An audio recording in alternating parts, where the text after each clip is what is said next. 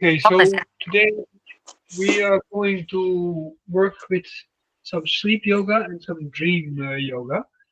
First thing to know about dream yoga and sleep yoga is that they are not exactly the same, right? So at the moment when we do sleep yoga, that can be just nourishing. So let's first start with the nourishing aspect. And that basically means that you take a posture where you are taking control of particular kind of points on your body, uh, and including the dantian. And one of the things that has to happen in the process of sleeping yoga is that at the moment when you are sleeping, you're not sleeping, right? So when you do your Daoyin, like Zhongmu breath yoga and so on, then at some point you get to the point where your body requires less sleep. So as a result of requiring less sleep, then at that moment you start having shorter and shorter periods of sleep. And sometimes people think like, oh, I'm getting sleepless, right? I'm having suffering sleeplessness, but it's actually the increase of vitality makes it you sleep less, right? And at the moment when that happens, that time is usually used as additional time for your training schedule. And that has to gradually and naturally happen. If you force it, it will make you crazy. Well, a big chance that it will make you crazy anyway.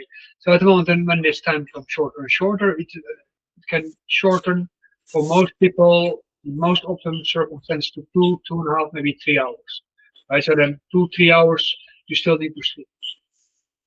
But at the moment when you do sleep yoga, specifically, you come into a semi-lucid sleeping state.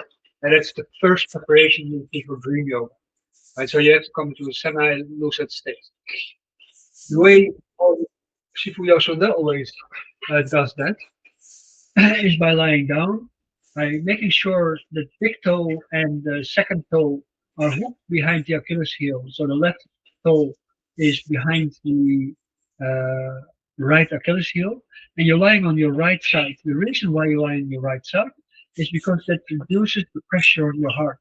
When you lie on the other side, and some people they sleep loosely on that. That moment when you sleep on the other side, like that, then the pressure of your chest presses on your heart. That's why you try to avoid doing that. You try to make sure that your heart feels comfortable, right? So just try not to show too much belly.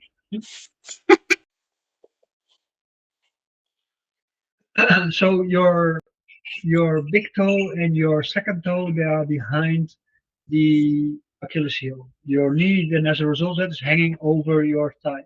It doesn't matter if you have your knees very high or very low. Personally, I prefer a little bit low so that it's a little bit bent over like this because it gives less pressure on your belly. Your right hand has to be able to lie down on your knee or on your thigh. And usually there's 2 points that you usually hold. One is on the outside of your knee, which is called hidden rabbit, and the other one is on the bladder channel, bladder number 40, in the hollow of your knee. And so this is nice. Another method shows a little bit higher, and then your middle finger is on Susan Lee, stomach number 36. So that's about 3 fingers under your knee bone, on the joint of your bone, and that's a sensitive spot for most people, right? So let's take this one, which is the easiest one, is that you hold your middle finger on that point. And the rest of the fingers they just hang around like that. The middle finger is on that point. Then your right hand, yeah, is holding your face. One is on point on the edge of your eyebrow. It's called Taiyang. And the other one is on elbow 20, and one is on the large intestine. Uh, no, large intestine. Calendar 8. So, and now related to the face, pinky is on your eye. Pinky is on the corner of the eyebrow. Yes. Yes. Then the second is about 3 fingers on above the ear tip. Yes, it's a sensitive spot. Which And finger? Second one or the third? uh, From the pinky on. the second one was in the middle finger.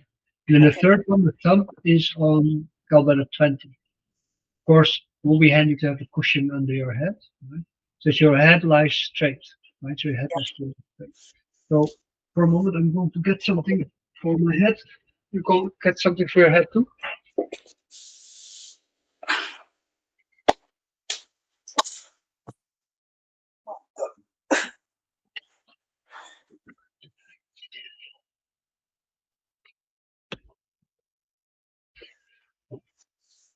You said the second point is on the large intestine channel?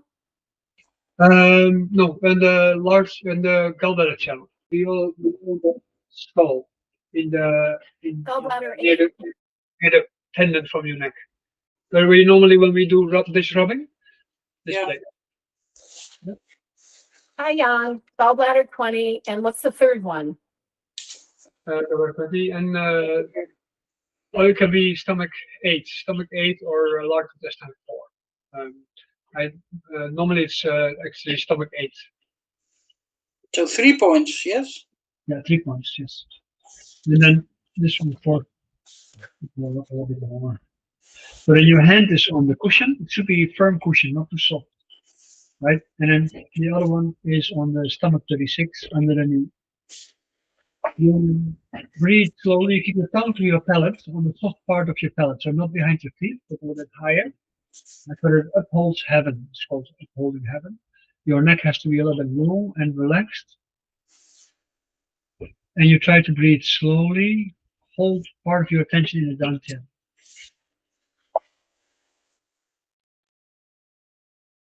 Right, I almost forgot. So now at this moment, everything is put into circles because your big toes are then connecting the stomach, the liver, and the spleen. They're connecting with the bladder and the kidney channels. Right? So close your eyes. We're going to lie down like this for about 10 minutes. Don't fall asleep. Stay awake.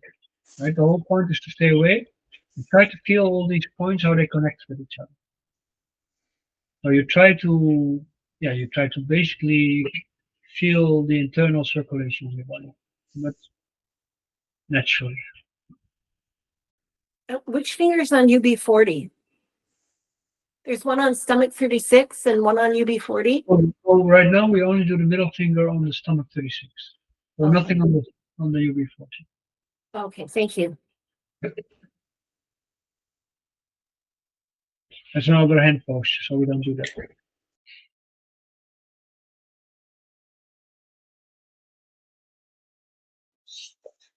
2 minutes? Yeah. Okay, great. Microphone is back here. All right. Try to breathe slowly. Try to maintain your posture. Keep the Achilles heel properly between the toes. It's touching the fleece between the toes. Keep your fingers actively touching.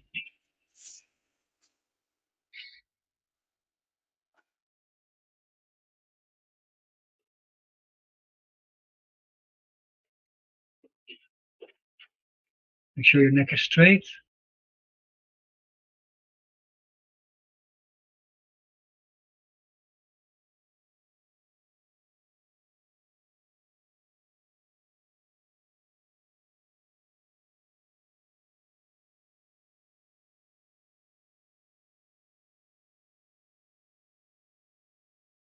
Try to be quiet inside your head also. Make sure part of your attention is on the dantian. The dantian connects basically all these points. So there are 7 points, 3 top and 3 below, that are touching each other, right?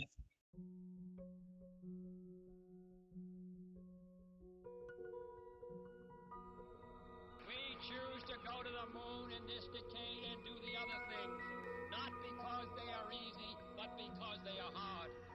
Because that goal will serve to organize and measure the best of our energies and skills. Because that challenge is one that we're willing to accept, one we are unwilling to postpone, and one we intend to win on the others too.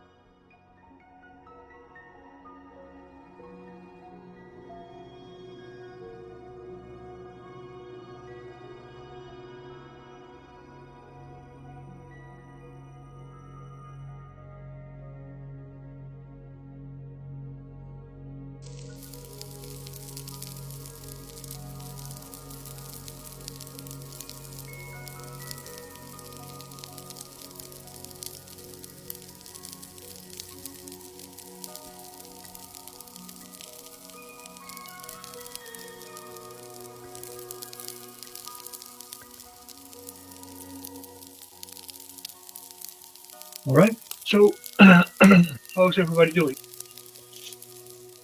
Oh, from the moment when we have done this sleeping yoga, how do you feel right now, Chris? Relaxed. I wasn't feeling anything, and then suddenly that sort of meditation feeling that you get when you're doing the Dantian one sort of kicked in. I started to feel really good. How do your hands feel? Do your hands feel different? The skin should feel more soft, more silky-like. That is one of the side effects of meditation like this because of the way how things are linked with each other. The skin changes in nature. And at the moment when we go to dream yoga part, where we actually really start work on the dreaming, there are two parts of that. The first part is that at the moment when you are getting closer to falling asleep, right? And we will take an easy exercise on the back for that because it's easier to fall asleep in sleep for that. But this posture should be better. Then at that moment, you have to be pre-trained in a particular kind of worldview to know where you go to in your dream. So you can't just choose to select, okay, I'm going to go meet Daoist immortals or something. I'm going to go do this. I'm going to meet Jesus or whatever kind of things.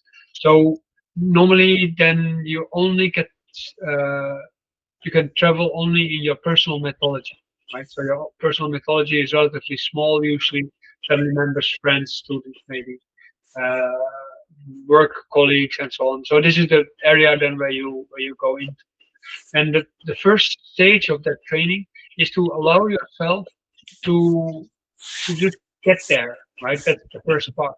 And at the moment when you get there, you gradually want to develop uh, influence from that story. So when you come frequently back to the same environment, and at that moment you can start with coding yourself already with saying like, today I'm going to do this and this and this, so that you really hold it in your mind at the moment when you fall asleep, and you try to alter, even if it's only minimum, the effect uh, of what's happening in the dreams. And it's a little bit similar like when you see ghost movies and they try to move an object, they show you the ghost, realizing they're a ghost, and they try to move objects to give signals to the people that are alive, right? So this is a little bit how it is in your dream, right? In your dream, you are the ghost, right?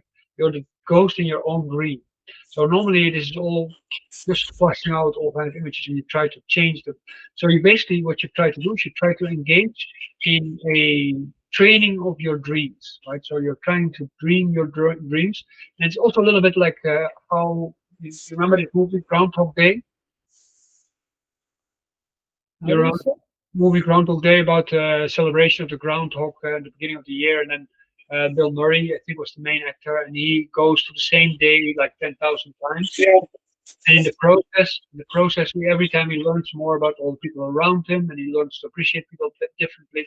Your dreams are a bit like that moment, right? So you're going through a groundhog day every time you're dreaming. Maybe it's a different dream, but the principle remains the same. Every time you have to become aware, you have to try to control, and you have to try to influence and so on. And you don't want to dictate the dream because you want the dream to be to play itself out as it does, but you want to be an actor in that dream, right? So you want to want to develop free will in your dream, so to say, right? Normally in your dream, the story is your personality, your character is predetermined.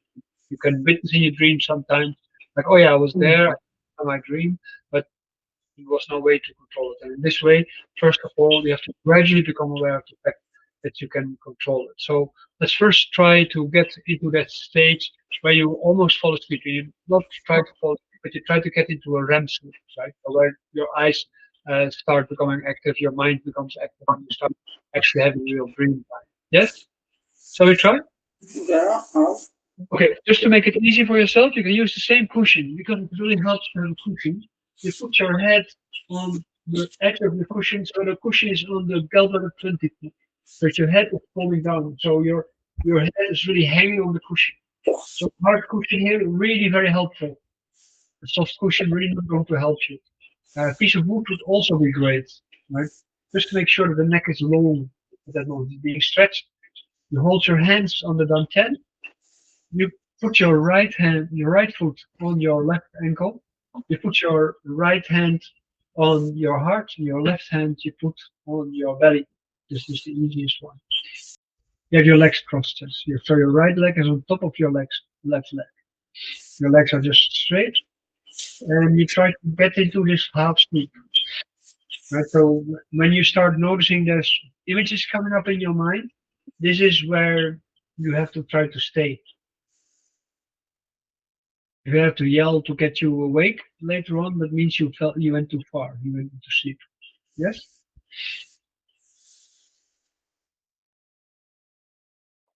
So try to maintain that feeling. Keep your legs straight. Your back will relax. Very good. Keep your eyes a little bit closed.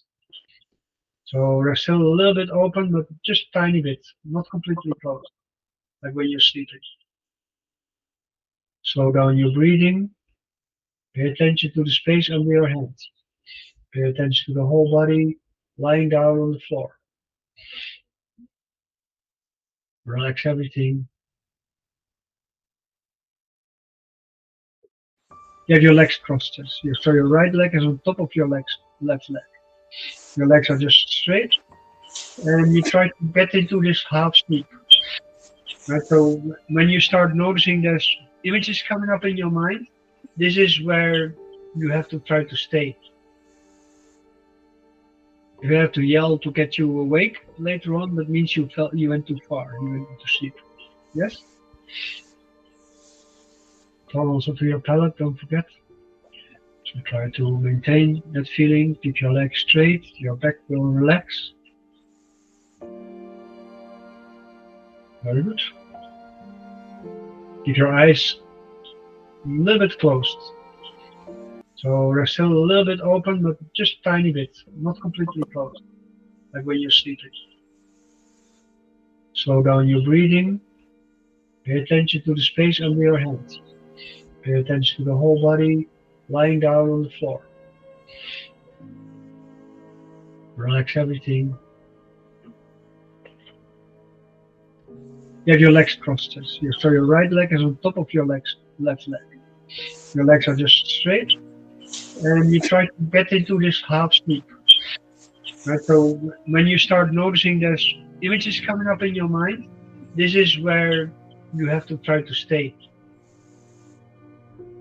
If you have to yell to get you awake later on, that means you went too far. You went into sleep. Yes?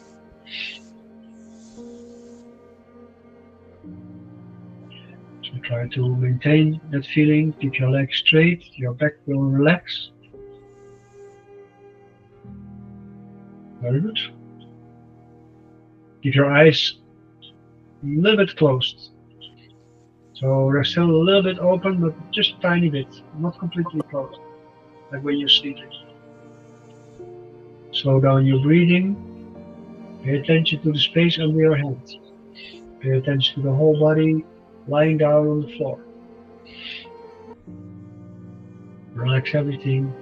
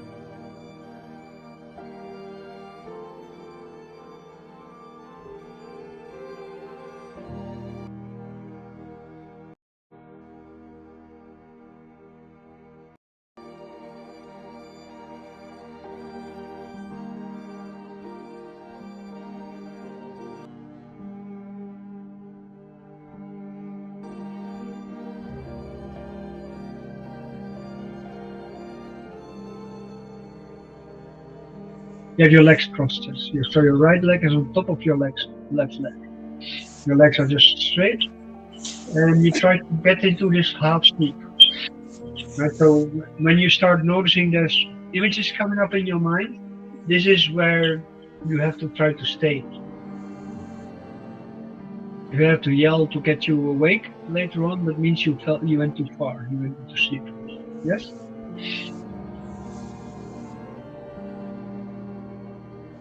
So try to maintain that feeling. Keep your legs straight. Your back will relax. Very good. Keep your eyes a little bit closed. So they're still a little bit open, but just a tiny bit, not completely closed, like when you sleep. Slow down your breathing. Pay attention to the space under your hands.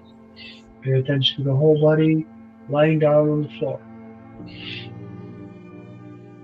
Relax everything. You have your legs crossed. So your right leg is on top of your left leg. Your legs are just straight, and you try to get into this half sleep.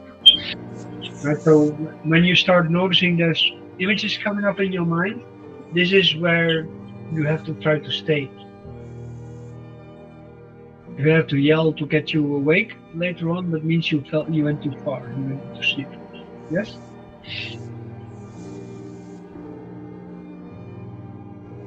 So try to maintain that feeling. Keep your legs straight. Your back will relax. Very good. Keep your eyes a little bit closed. So they're still a little bit open, but just a tiny bit, not completely closed, like when you're sleeping. Slow down your breathing. Pay attention to the space under your hands. Pay attention to the whole body lying down on the floor. Relax everything.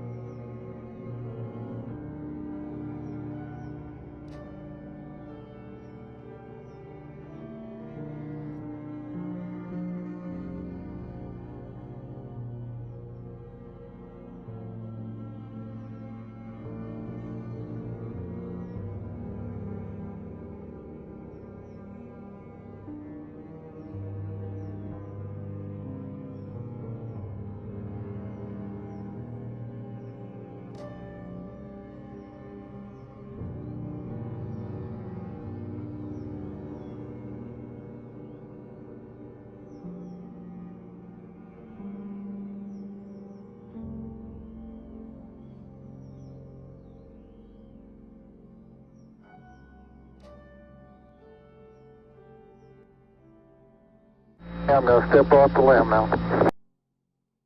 All right. So how's everybody doing? In the practice, in the yogic practice, what you do is you connect the water and the fire of the body with each other.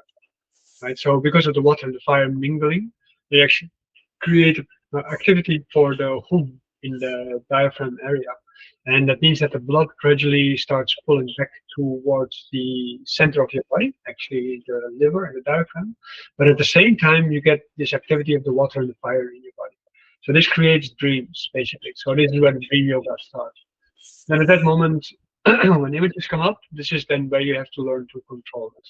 And over time, then you can extend on that what is there because it becomes easier to do so. Like I said before, also when you don't have a real extensive worldview, your dreams will be limited to the realm of your normal life, right? So it will not go very far, and the idea that you then can use your dreams as a form of symbolism is also not that easy as you can do because you need a worldview to provide you with symbols that are clear, right? So when you when a moment and when you are starting to develop your dreams, then you have to make sure that from the beginning you have a diary where every day you sign into the diary like I had some images, I had no images, these were the images, and so on and so on. Was my control. This was where I didn't have control, and so on and so on. So as a result, that you gradually how do you say, you gradually start developing also an insight in your symbolism. It's a little bit like with the I Ching. You can't learn the I Ching from throwing a coin and then reading the book and then having an answer. You have to really go through the whole process of every day, 10 times a day, asking the I Ching questions. So gradually you start noticing what the diagrams, what's the text and so on and so what they mean for you specifically. So you have to develop your personal relationship with them. So at the moment when you do so, then at that moment it becomes gradually clear. Because now we are here in own session. I was sitting with you guys on a table and we were eating. So learning, right? Symbol of learning, eating. And at a certain point, I saw Claudia getting a little bit confused about her food. So then I decided, just like how I do with my daughters, I wanted to take her something from her plate, and she goes like, "Hey, you." And so that was my intervention in my dream, so to say. Right? I was with you guys. Everyone eating this. If nobody has any images, of course, and there's nothing happening in that sense. Your eyes doesn't have to be completely open with this. You keep your eyes open to the effect that there is like a, I say, tiny opening on the bottom so that light can still come in, because that light is required to keep your consciousness alive. At the moment when you close your eyes fully, then you will fall asleep. So at that moment, the slight opening is just to prevent that you fall asleep, because you want to be on that edge between falling asleep and not falling. You want to stay there long enough so that images can come. Is it like a lucid dreaming sort of thing? So you want to not be passive in the dream. You want to actually be able to take part in it. You want to develop activity. The thing is that though, if you want to use it for predictive things or something like this or analysis, you need to make sure that the dream can develop itself. And then you want to interfere as little as possible. So at that moment, actually, you apply Wu Wei, right? So you try not to interfere with your dream, and you just try to actively be present in noting what is happening in the dream, and you just follow along. But you do not, how do you say, you do not try to interfere. You just try to let the dream do itself. Um, but you're also not passively being dragged along. You're allowing yourself to make the right kind of choice to follow along with the dream. And then, of course, you need time to develop your understanding of the different symbols and to develop your own dream language, so to say. At the moment when you have a worldview, so this is where it becomes still lucid dreaming, Chris. So at the moment when it is lucid dreaming, it is basically any kind of dream environment where you are consciously active, right? Not necessarily interfering, but at least consciously present. At the moment when you interfere, you try to steer the dream into a particular kind of direction, and you try to force a solution, or you try to change something. At the moment when you are really having a worldview, like for instance a Daoist worldview or a Buddhist worldview or something like this, then at that point it provides the symbols for you. Right? So I was thinking things, but all of a sudden I was thinking about the sea. Is that? Yeah, that is the rise of images at the moment. Yes. Okay. Yes. So because these are uncontrolled thoughts, normally your uncontrolled thoughts in your dreams, they are also uncontrolled thoughts, and sometimes they're images depending on the nature of your mind at the moment. But primarily at the moment when things come up, this is where stories start gradually developing themselves. So you have to, every time you have to note that, and then afterwards you have to write it down, so that you build confidence in your presence in the dream. Right? And usually it is easiest to do this at the beginning of your sleep cycle, or to go specially sit for it. When you start at the beginning of the sleep cycle, you have to make sure you wake up after that so that you make your notes. Yeah. And so then in the morning maybe also can be practical, but then you first have to get out of bed and go back into bed again. Yes, or on the floor or something like this. So we do this, and then you just go to sleep. Then after that you can just go to sleep. You've done your task. It's like a meditation. I do feel very relaxed. It's surprising. I feel like my eyes are wandering a lot. The regulating of the water and the fire in the belly and the chest, this is actually what makes you relax and also makes you rested very much. right? So it also helps you to gradually become more awake in a quiet and restful state. So every time when you're tired and you go lie down like that, also you will rest a bit more because you connect the water in the fire and you regulate the temperature of your body a little bit, come a little bit more back into yourself, so your body relaxes. You might also feel that at the moment when you lie down like that, you're lying down and your hands are like this. You might feel that your right leg and your left hand, they are like crosswise. Right? Crosswise. So the right hand, the right foot goes to the left, the right hand actually goes on the other side. So you're like a web, right? So your arms are like intertwined, and your arms and your legs are intertwined, like a braided hair, right? So at the moment when that happens, you start noticing your foot, your crotch, your dantian, your heart, and your head. Of course, they're all intertwined with each other. 1, 2, 3, 4, and 5. Yes? And why do why do we do this with the pillow? Whenever I lay on my back, I try to lay without a pillow normally. Yes. This is specifically to pull the gallbladder 20 points open and to pull your neck open. Because at the moment when you lie down with your head flat, it's more likely that you will fall asleep. You want the pillow just under your neck so your head hangs off it? You have to make sure that you have something hard. You roll it up. If it is like a towel like this is a towel, so you roll it up. Or you take a hard pillow or a stone or a piece of wood, a piece of tree or something like this. You just make sure it lies down. And this is the traditional way of sleeping in China anyway. So but at the moment you put it backwards so that your neck, the gallbladder 20 point is hanging. Right? So this is what you want to do. You want to make sure the gallbladder 20 point is hanging. It hangs from the pillow. Yeah. Okay. So the pillow basically is between gallbladder 20 and 19. The 19 is a little bit higher on the bones itself. Yes? Clear? Yes. Okay. So I hope it was a very nice introduction, intermezzo thing. So no play yoga today, but a little bit of dream yoga. It's another kind of play. So I hope that will be fun. Yeah, it's good. And if you have any help, when you need more help with that later on, just let me know. Yes? Yes.